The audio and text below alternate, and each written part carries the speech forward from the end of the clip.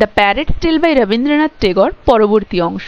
এতদূর পর্যন্ত আমরা দেখেছি রাজা ওই পাখিটার ওপরে বিরক্ত হয়ে, কারণ পাখিটা লম্ফঝম্প দিত, গান গাইতো, কিন্তু পুঁথিবিদ্যা কিছুই জানতো না।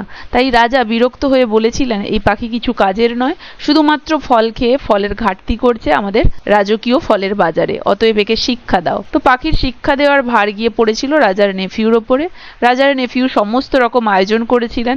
প্রথমে এলো স্কলাররা, তারা কারণ খুঁজে বের করলো, খাঁচা নির্মাণ করা হলো, স্বর্ণকার এলো, তারপরে পণ্ডিত এলো, পণ্ডিত বলল আরো লেখনী লাগবে, সেই মতো অনেক লেখক আনা হলো যারা নকল করে প্রচুর পরিমাণে নথি প্রস্তুত করলো। এরপরে শুরু হলো পাখিটিকে সেই শিক্ষাদানের কাজ। এই সমস্ত কাজের জন্য প্রচুর পরিমাণে কর্মী নিয়োগ করা হলো তদারকির জন্য, এবং তাদেরকে নজরদারি করার জন্য আরো প্রচুর পরিমাণে কর্মী নিয়োগ হলো। অতএব রাজকোষ থেকে প্রচুর পরিমাণে অর্থ ব্যয় হতে লাগলো, এবং সমস্ত লোকেদের যারা যারা ওখানে কাজে নিযুক্ত ছিল, তারা তাদের ভাই, কাজিন, বোন, সবাই তাদের ফ্যামিলিতে, তাদের বংশধরগণ সবার জীবনযাত্রা খুব বিলাসিতায় কাটছিল রাজকোষের অর্থে। এদিকে নিন্দুকদের কথা রাজার কানে এলো যে পাখিটির অবস্থা আদৌ জানেন।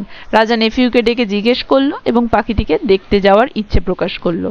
তিনি যেদিন পাখিটিকে দেখতে গেলেন সেদিন চারিদিকে এত জাঁকজমকপূর্ণ আয়োজন, বিভিন্ন ধরনের বাদ্যযন্ত্রের আওয়াজে, বিভিন্ন ধরনের মন্ত্র উচ্চারণের মাধ্যমে তাকে স্বাগত জানানো হলো ওই জায়গাতে যেখানে পাখিটিকে শিক্ষা দেওয়া হচ্ছে, যে তিনি এতটাই সবকিছু দেখে অভিভূত হয়ে গেলেন যে পাখিটিকেই দেখতে ভুলে গেলেন। এবং যখন তিনি এসে হাতিতে চড়তে যাচ্ছিলেন তখন ঝোপের আড়াল থেকে এক নিন্দুক বলল, পাখিটাকে কি দেখেছেন আদৌ? রাজা বললেন, হ্যাঁ, তো পাখিটিকেই তো দেখা হলো না। রাজা ফিরে গিয়ে আবার পাখিটিকে দেখলেন যে পাখিটিকে তার খাঁচার ভেতরে স্তূপীকৃত বই থেকে তার পৃষ্ঠা ছিঁড়ে পেনের ডগাতে সেগুলোকে পাখিটির মুখে ঠুসে দেওয়া হচ্ছে। এই পদ্ধতি দেখে, শিক্ষাদানের এরকম পদ্ধতি দেখে রাজা তো বেজায় খুশি হলেন। তিনি বললেন, চমৎকার। এরপরে তিনি সেই নিন্দুকের ওপর রেগে গিয়ে রাজার যে ইয়ার পুলিং এক্সপার্ট ছিল তাকে অর্ডার দিলেন সেই নিন্দুককে শাস্তি দিতে, তারও ভালোভাবে বা গুরুতরভাবে কান টেনে দিয়ে। এরপরে দেখো, in a rather respectable and predictable way the bird became half dead as the days passed।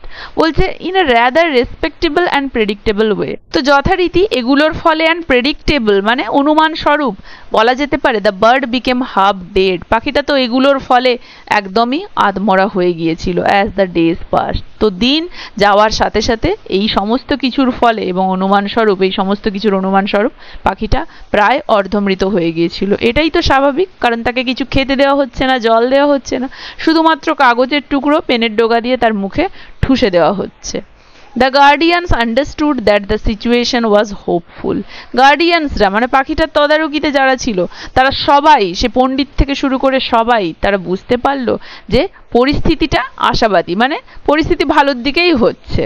কারণ পাখিটা তো চুপ হয়ে গেছে, কোনো আওয়াজ করছে না, লম্ফঝম্প করছে না, আধমরা হয়ে গেছে। কিন্তু তারা বলল যে না, পাখিটা সভ্য হচ্ছে, চুপ হয়ে গেছে মানে সে ভদ্রতা শিষ্টাচার শিখছে, লম্ফঝম্প করছে না মানে শিক্ষা তার পেটে পড়ছে। তাই তারা ভাবলো যে এই সিচুয়েশনটা হোপফুল, আশাবাদী, মানে কাজ করছে, যে শিক্ষাদানের পদ্ধতিটা কাজ করছে, তাই পাখিটা এত নম্র ভদ্র হয়ে যাচ্ছে। কিন্তু বাস্তবে তো তা নয়। বাট স্টিল, কিন্তু তবুও as its bad habits were, এর যে বদভ্যাসগুলো ছিল সেই মতো দ্য বার্ড, পাখিটি looked at the morning sun, সকালে সূর্যের দিকে তাকাতো ঘাড় উঁচু করে, অ্যান্ড ফ্ল্যাপড ইটস উইংস, এবং তার ডানাগুলোও ঝাপটাতো, in a very objectionable manner. Objectionable হচ্ছে নিন্দনীয়, নিন্দনীয় ভাবে।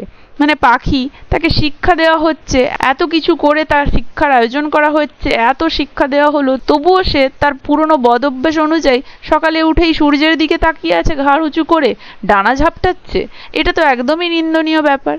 Some days it was even found to make an attempt to break the rods of the cage with its sickly beak। তো কি বলছে, someday it was even found, কিছু কিছু দিন এমন কি একে দেখা যাচ্ছে, to make an attempt, প্রচেষ্টা বা চেষ্টা করতে, to break the rods, ওই যে খাঁচাগুলো আছে, খাঁচার ওই রডগুলো ভাঙতে, অফ দ্য কেজ, ওই খাঁচার, উইথ ইট সিকলি বিক, তার ওই দুর্বল ঠোঁট দিয়ে। মানে কিছু কিছু দিন তো একে আবার দেখা যাচ্ছে সে তার ওই দুর্বল ঠোঁট দিয়ে খাঁচার রডগুলো ভাঙারও চেষ্টা করছে, মানে সে মুক্তি পেতে চাইছে ওটা থেকে। দ্য অ্যাডমিনিস্ট্রেটর সেইড, অ্যাডমিনিস্ট্রেটর মানে যারা কোতোয়াল দেখাশোনার দায়িত্বে যারা আছে, হোয়াট অডাসিটি, কি বেয়াদপি, কি আস্পর্ধা, মানে যারা তাকে দেখাশোনার রক্ষণাবেক্ষণের দায়িত্বে আছে তারা পাখিটির এরকম কাজকর্মকে দেখে বলছে কি আস্পর্ধা, কি বেয়াদপি এটা, যে সে খাঁচা ভাঙার চেষ্টা করে উড়ে পালিয়ে যাওয়ার চেষ্টা করছে। ইমিডিয়েটলি দ্য ব্ল্যাকস্মিথ কেম, অতএব তৎক্ষণাৎ ব্ল্যাকস্মিথ মানে ওই যে স্বর্ণকার বা ওই যে কামার যে ওই খাঁচাটা তৈরি করেছিল তাকে ডাকা হলো। Came to the educational department, সে ওই শিক্ষা বিষয়ক বিভাগে এলো। With bellows and fire and hammer and sizzles. তো বেলোজ হচ্ছে হাপড়, যেটা দিয়ে পিটে পিটে যেটা বানানো হবে তার সেই শেপটা আনা হয়। ফায়ার মানে তো অগ্নিকুণ্ড, হ্যামার মানে হাতুড়ি, সিজল মানে হচ্ছে যে ইনস্ট্রুমেন্টের ওপরে রেখে ওই জিনিসটা তৈরি করা হয় ওইটাকে বলছে। তো বলা হয়েছে যে তৎক্ষণাৎ সেখানে ওই ব্ল্যাকস্মিথ মানে যে খাঁচাটি তৈরি করেছে সে এলো ওই শিক্ষা বিভাগে এবং সে তার সাথে তার এই উপকরণগুলি নিয়ে এলো। His hits were absolutely spectacular, তার যে হিট মানে তার যে মানে হাতুড়ি দিয়ে পিঠে যে আঘাত করে যে শব্দ বের করছে সেটা একদমই অ্যাবসলিউটলি স্পেকটাকুলার, একদমই দারুণ, মানে সে তো দমাদম আওয়াজ করছে। An iron chain was manufactured, এবং একটা লোহার চেন বানানো হলো। And the wings of the bird were cut off, এবং পাখিটির ডানাগুলোকে ছেটে দেওয়া হলো। তাহলে ব্ল্যাকস্মিথ এসে কি করলো? ব্ল্যাকস্মিথ এসে একটা আয়রন চেন বানালো, লোহার শেকল বানালো, সেই শেকল দিয়ে পাখিটির পাগুলো বেঁধে দেওয়া হলো এবং তার ডানাগুলো, যেই ডানাগুলো ঝাপটাচ্ছিল সেই ডানাগুলোকে কেটে ছোট করে দেওয়া হলো। কি কাণ্ড দেখো। The king's relative shook their heads gravely and said, তো রাজার যে সমস্ত আত্মীয় স্বজন ছিল তারা তো এই বিষয়টা শুনে যে পাখিটি তার বদ অভ্যেস মতো সকালে উঠে নাকি সূর্যের দিকে তাকিয়ে থাকে, তারপরে তার ডানা ঝাপটায় এবং মাঝে মাঝে নাকি সে তার ঠোঁট দিয়ে ওই খাঁচাটি ভাঙারও চেষ্টা করেছিল, এই সমস্ত কিছু শুনে রাজার রিলেটিভরাও পাখিটির এই আস্পর্ধা দেখে শুক দেয়ার হেডস, তাদের মাথা নাড়ালো, গ্রেভলি রেগে বিরক্ত হয়ে, এবং বলল, in this land you see the birds are not only stupid but ungrateful as well. তো কি বললো? ইন দিস ল্যান্ড, এই দেশে আপনারা দেখবেন, you see the birds are not only stupid, পাখিরা শুধু বোকাই নয় বাট আনগ্রেটফুল অ্যাজ ওয়েল, তারা অকৃতজ্ঞ।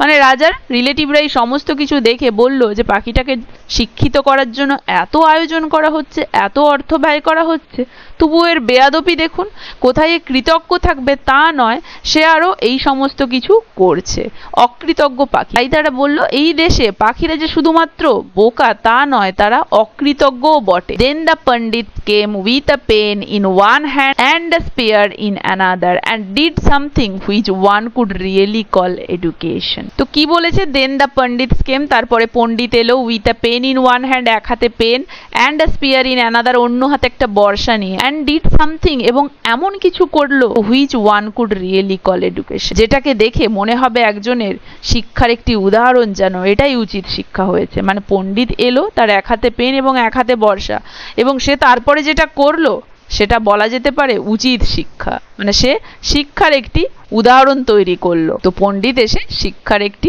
উদাহরণ তৈরি করলো, মানে এমন শিক্ষা দিল পাখিটিকে যেন সেটা উচিত শিক্ষা হলো। The blacksmith became very well to do, blacksmith যে এসে পাখির জন্য লোহার শিকল বানালো, সে এতটাই তার সুখ্যাতি হলো যে তার ধন সম্পত্তির পরিমাণ বাড়তে থাকলো। His wife goat gold ornament, তার স্ত্রীর প্রচুর সোনার গয়না হতে থাকলো, যে তার স্ত্রীর গোল্ড অর্নামেন্ট সোনার গয়না দেখা দিল, মানে তার কাছে প্রচুর পয়সা এসে গেল এবং সেই পয়সা সে রাজার কাছ থেকে পুরস্কার স্বরূপ পেয়েছিল। ভাবা যায় পাখিকে লোহার শিকলে বেঁধে দেওয়ার জন্য ভালো শিকল বানিয়েছিল বলে সে এতটাই সুখ্যাতি অর্জন করলো। The administrator gained a title from the kingdom for his alertness, এবং সেই তদারকদার মানে যারা তদারকি করে সেই অ্যাডমিনিস্ট্রেটর বা কোতোয়াল গেইনড আ টাইটেল, একটা খ্যাতি অর্জন করলো, একটা টাইটেল অর্জন করলো ফ্রম দ্য কিং, রাজার কাছ থেকে, ফর হিজ অ্যালার্টনেস, তার ওই সতর্কতার জন্য বা হুঁশিয়ারির জন্য। মানে সে যে এতটা সতর্কতা অবলম্বন করে পাখিটার এই রক্ষণাবেক্ষণ করছে তার জন্য তাকে বিশেষ একটা সম্মানে ভূষিত করা হলো রাজার কাছ থেকে। তাহলে ভাবা যায় একটা পাখিকে এরকম নির্মম অত্যাচার করাটাকে সেখানে পুরস্কারের যোগ্য কাজ মনে করা হচ্ছে। আজ তাহলে এতদূর পর্যন্তই, আশা করি এতদূর পর্যন্ত কারো কোথাও বুঝতে অসুবিধা হয়নি। ভিডিওটা কেমন লাগলো জানাবে, ভালো লাগলে একটা লাইক আর শেয়ার করে দেবে, আর যারা যারা আমার চ্যানেলটা সাবস্ক্রাইব করনি কাইন্ডলি আমার চ্যানেলটা সাবস্ক্রাইব করে দেবে। এর পরবর্তী অংশটা থাকছে পরের ভিডিওতে।